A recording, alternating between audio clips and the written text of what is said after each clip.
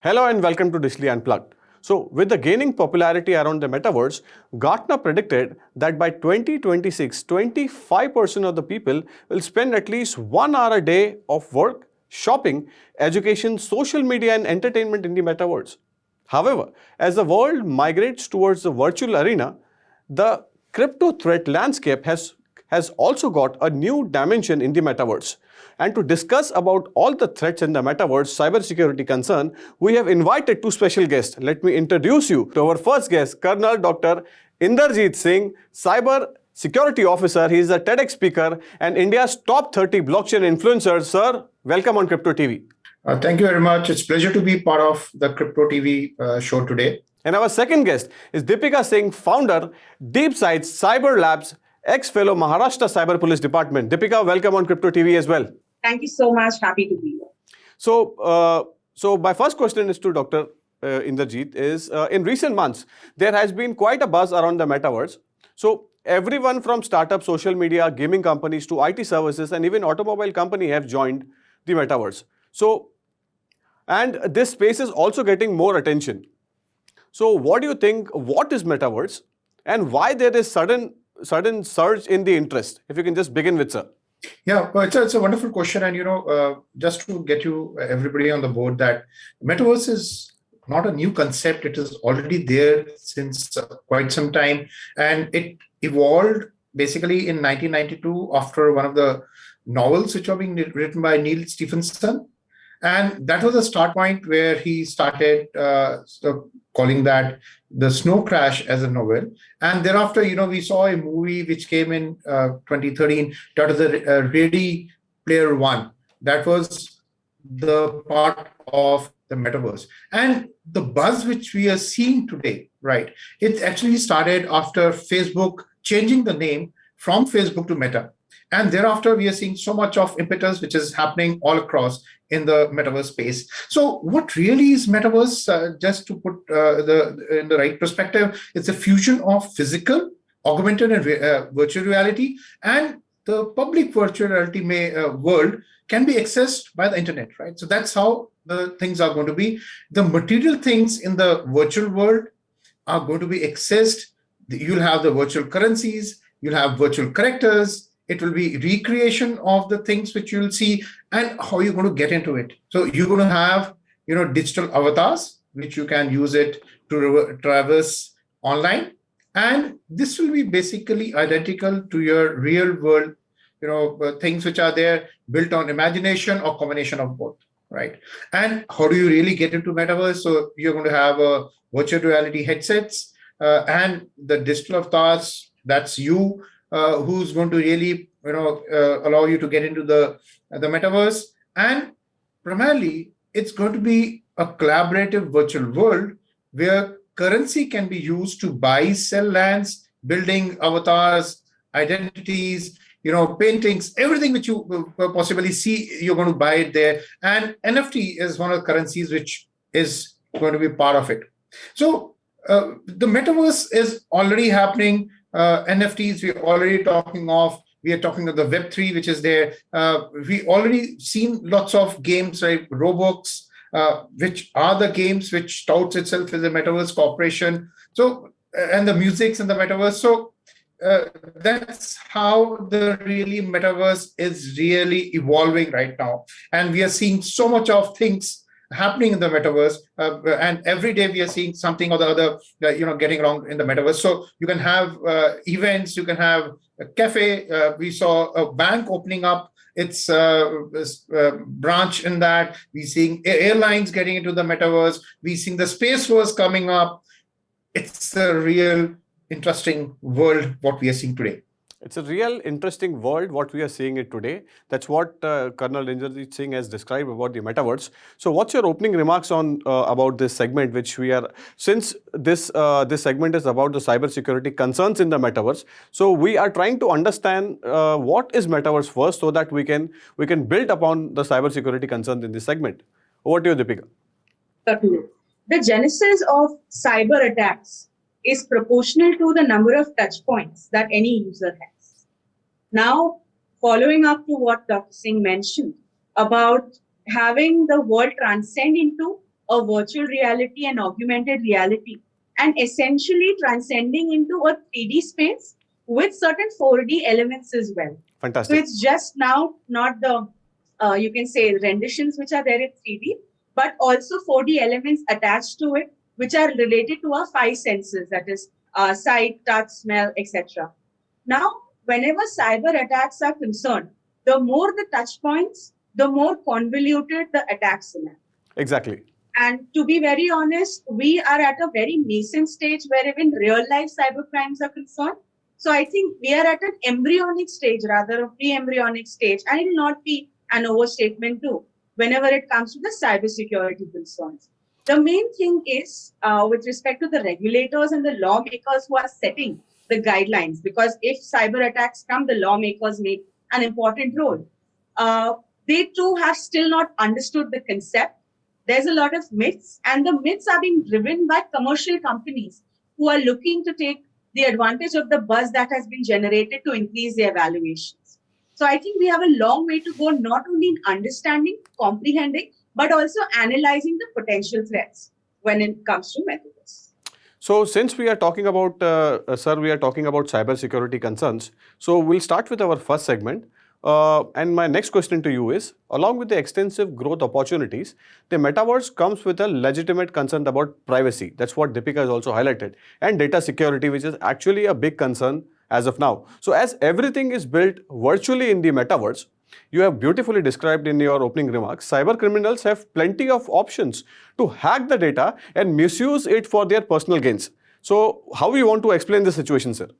So, if you look at the overall metaverse and how the cyber crimes are going to happen, and we're already seeing rape happening in cyber metaverse, we are already seeing the other type of crimes which are happening, bullying which is happening, frauds which are happening, fake NFTs which are getting onto metaverse. So those are the kind of things which are very important, which we need to really see it. And whatever the real life crimes are, they're all going to be there. In addition to that, the metaverse really raises concern about the 3 things, right? And I'll say that the concept of 3 M's, that's about monitoring users, you're manipulating the users, and you're going to be monetizing users. And how you're really going to do all that part of it. So you're already seeing so much of things happening on the social media where, your data is being taken by all the biggies which are there, and they're earning $1 trillion onto that.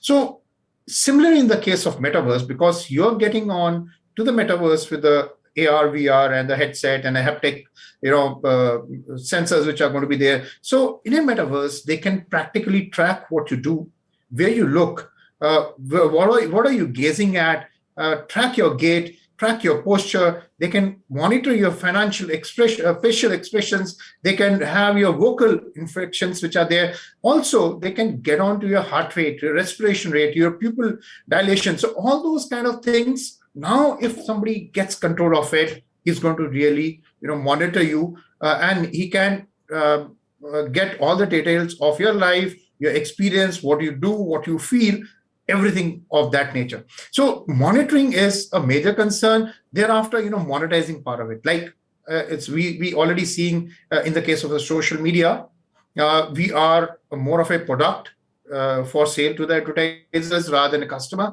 Similarly, in the case of metaverse, our data is going to be sold unless and until we have the right kind of privacy, right kind of policies, right kind of regulations which are going to be there with us. So these are the kind of challenges what we are going to see. Also, we're going to see the manipulation of your avatars which are going to be there. You can have a deepfake avatar which can be created because they already have your details of your facial expressions altogether. Right. So that's how they can use your facial expression. They can take your details. So real challenge when it comes to the metaverse when it is there. So we're going to see lots of crimes of that nature happening.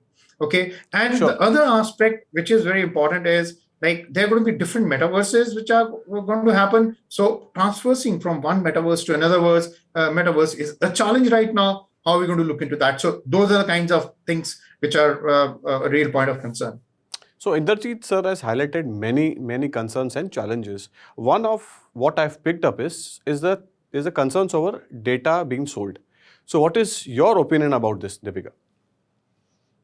To be very honest, in the metaverse, you can multiply the data points just by at least 10 raised to 3 to 10 raised to 4 with respect to what is the kind of data being collected today.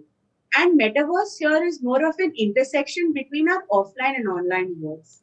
Rather, where right now only phone data, gallery data, our locations, etc. are being sold. But when we come to the metaverse arena, we are going to see our vitals, the data recorded, by our location trackings, the places that we are visiting, our conversations also. Because when we have certain smart VR headsets, let alone virtual assistants, they are tracking us day in and day out. So it is technically placing a 24/7 mechanical eavesdropping device around yourself. So this is something which is a little hazardous if not treated properly, and is a golden, opportunity for marketing companies who just want to crunch maximum amounts of data.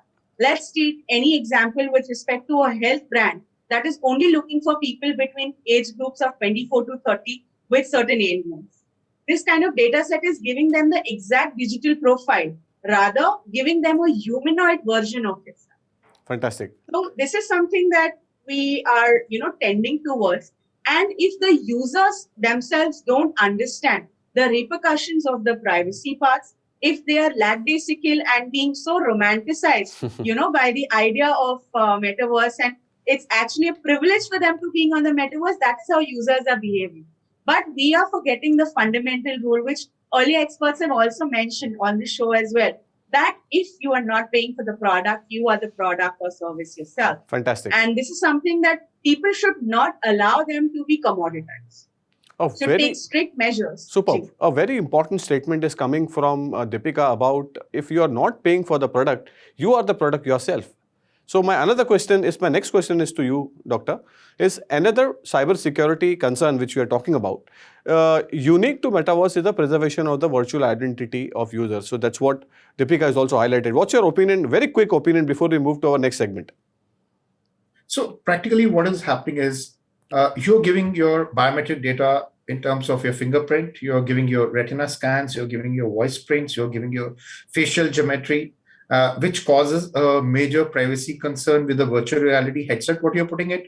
And, the other challenge is the augmented reality, right? And there what we're going to see is how is the person or the company which is having your data or the augmented reality data, how they're collecting it, how they're giving to the third party, for what purpose are they giving it, what are the encryptions methods which are being followed by them for the same. So these are the kind of challenges which we are going to see with both AR and the VR, right? So these are the real security concerns which are emanating now. So this brings us to our second segment, how to handle Metaverse cybersecurity concerns, wherein both the guests will answer many questions on. So my next question to Deepika is, should all Metaverse platform, first of all, what is according to you, is India prepared for this Metaverse leap? And how well it is placed to take advantage of this billion-dollar opportunity since we are talking about, but there are a lot of speed breakers ahead. If you can just highlight that. Certainly. The idea of metaverse right now in India is very gimmicky. It is being used in 3D holograms. Our politicians also have used that in some aspect or the other. But right now, India is stabilizing itself in 2D crimes, if I may use the word right now. But we have a long way to go to assimilate what type of crimes may happen in the metaverse, let alone prepare the SOP for the same. In essentially, right now, compared to the other countries, and we've analyzed the same, the Indian privacy data laws, the PDP bills, the amendments to the IT rules with respect to the intermediaries have just come up. That is to last year. I'm referring to the intermediary guidelines. And here also the intermediaries have a major role to play. But unless and until the government scenario and the other machinery resolves those metrics, so that they'll be able to gain rightful redemption from these intermediaries, it'll be very difficult for us and especially consumers to register their complaints. More often than not, whenever we go towards the judiciary side, let alone the law Fantastic. enforcement side, corroboration of evidence will become a major problem. Because again, fabrication of evidence comes into the picture, thus leaving us to, sort of a situation where which of the evidences are true is very hard to point. And the perpetrators definitely, since they are more advanced, they will be looking to, outsmart this entire initiative. So I mean, it's a fantastic statement which is coming in from Deepika, doctor, is about the evidence, something about the evidence she has highlighted about. So according to you, should all the metaverse platform adopt a zero trust policy and trust nothing, validate everything? Or it requires a solid framework for the preservation of data, since we are talking about a lot of concerns in this segment, and we are here to highlight how to resolve this metaverse cybersecurity concern. What is your opinion on this? So it's very relevant, and the regulations will play a major role when it comes to investigating a particular case. We are also trying to talk of something like a meta cops in future, because that's how you have the cyber cops, which we really talk of, and preserving the data. That's a major function which is going to be there by the companies holding the metaverse, and then you have to have the governance around that, where you're going to have the regulators which will regulate what are the metaverses which are going to come up, what are the kind of digital forensics which can be carried out, what are the kind of governance issues which are there. So net, they have to have a regulation which is very strong. Privacy bill, which we're already looking in for India from the cyber perspective, will have to relook the complete privacy bill from a metaverse perspective, because when we look at the metaverse, it's a totally different ball game from what we are seeing today, right? Then is the identity related things which are there, and it comes up with how you're going to have the different identity management which are going to be handled by the metaverse companies, your data management issues which are going to be there, data tampering issues which I earlier brought it out, your privacy enhancement which is going to be there.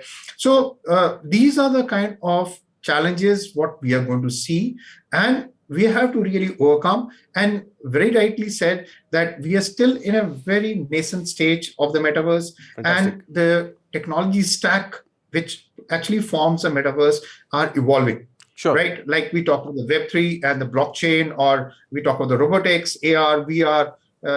We are trying to work on all the stack parameters which are there, the framework which is going to come up. So once the stack is formalized, because that again is a challenge when it comes to the metaverse.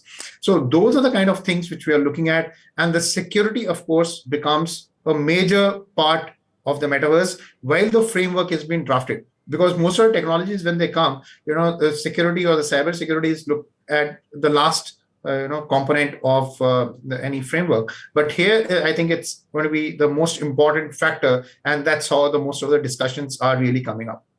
So, in order to solve these challenges, do you think that the inclusion of artificial intelligence and machine learning can improve the efficiency of the cybersecurity space, which is under a broader concern? So, whenever we are coming to the predictive policing component of it, which slowly and steadily is also being impacted and adopted in India, artificial intelligence, virtual reality will play a very important role in order for data crunching, analyzing patterns, and analyzing the crime belts that are existing here. Crime belts, when I say this word, it includes the modus operandi, it includes the people who are involved into it and their tendencies, plus their background. So this will not only help us stay ahead of the curve, but also help us adopt a strategy which is known as red teaming, that is, simulating a crime before it happens, in order to prevent and maintain the defense mechanism to defend yourself against the crime.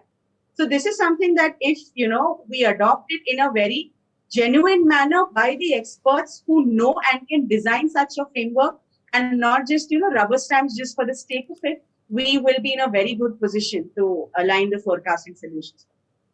So since Deepika, Dr. Deepika mentioned about a few minutes back, she mentioned about some AR VR headsets. So actually, this is the cause of many hacks as well. So how do you suggest our viewers how to prevent such kind of frauds and how to stay away from this? Yeah, what happens really, there are lots of security risks when you are having the haptic sensor and when you're putting that head-mounted device.